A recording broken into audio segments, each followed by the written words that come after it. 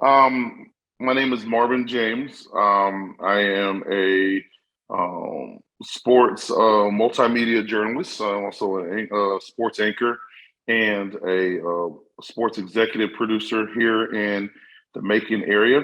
I work at 13 WMAZ, a career journalist for the past 23 years. So I've been covering everything from news to severe weather to politics and sports. Um, and I think it was 2012 is when I became introduced to adapted sports as they were making their way to Central Georgia. And as typical with every new sport, we just actually just had flag football has been invading the last couple of years, and we add that to our rotation. We go and meet the coaches, and we go and talk to the athletic directors about what goes on within the sport and how we can help and how we can promote. And it was no different with the Houston County Sharks when they came into town. We went and talked to Coach Christy Jones, and she would kind of help lead the way and let us know exactly what we needed to do. And the Sharks took off, really quickly. Were very successful from the onset of the program with handball, with football, and of course with basketball. And we've been there every step along the way, helping continue to cover them and promote them, and just show pretty much the state and the rest of Central Georgia just what they're all about.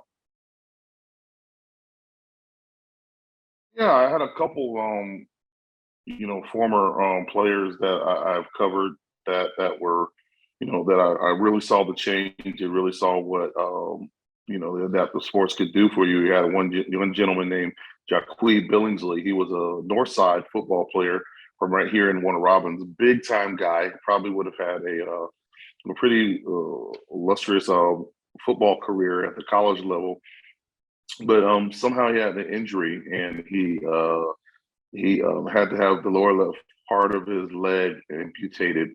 And the way the technology is now, he probably could have had a better chance to play. But back then, prostheses weren't as forward as they are now.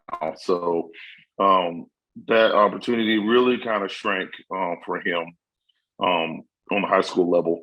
And instead of him having to just sit on the sidelines or cheer his team from abroad, he was introduced to the Houston County Sharks.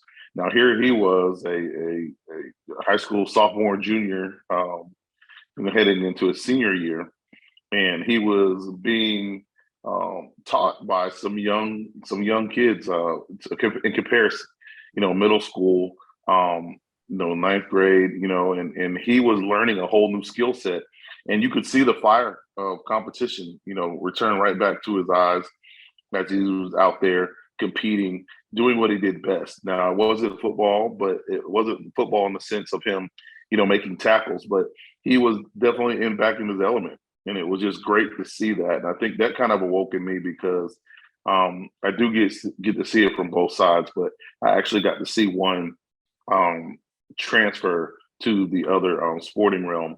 And it just was like, wow, this guy was given another chance. So it was a beautiful part to see for me. And it kind of made it even more real to me about how important adaptive sports can be. I would just basically say that there's a group of students, athletes that can still compete and perform.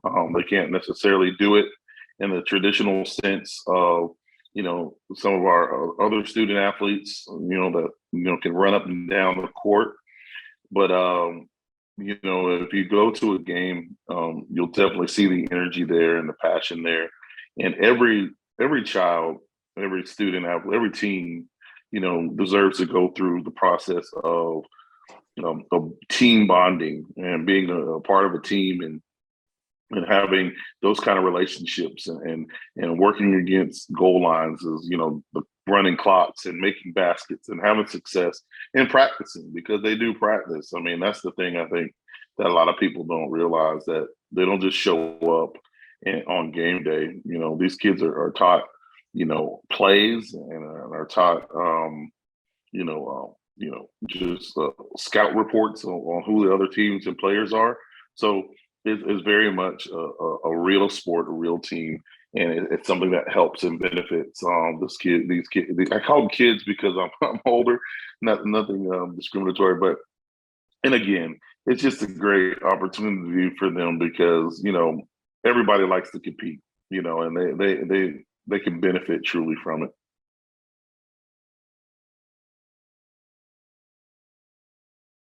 Yeah, absolutely. And the House of County Sharks are very active with having celebrity wheelchair games. It's an opportunity to play somebody who doesn't spend time in a wheelchair to see if they can manipulate it and do exactly what these kids do. And every year, at least once a year, annually, they have a matchup with the semi-pro hockey team, the Macon Mayhem, in this area. Um, and they suit them up and they they get there on the floor, and it's amazing to see these eighth graders and ninth graders and high schoolers, you know, sweating and grunting against these grown, professional players, because they're competing. Like, if you watch a lot of the times, the celebrities are kind of laughing because they're very uncomfortable in their element, but it's not a game for these kids. They're very serious about it. They're very, an opportunity to put on a show. And I think when you walk away from that, it teaches you, like, wow, wheelchair basketball is nothing like I thought it might be. I don't have the opportunity to shoot with my legs, to drive this way or drive this way. Everything has to be truly adapted. And and I think that's been a major gain for this area is that it's a hands-on thing, and so the Houston County Sharks and Coach Christy um, Jones have really literally put the ball in your court and said, hey, once you do this, you can see, wow, okay, this is something that really needs to be explained and shared, to the viewership because these kids are truly something special.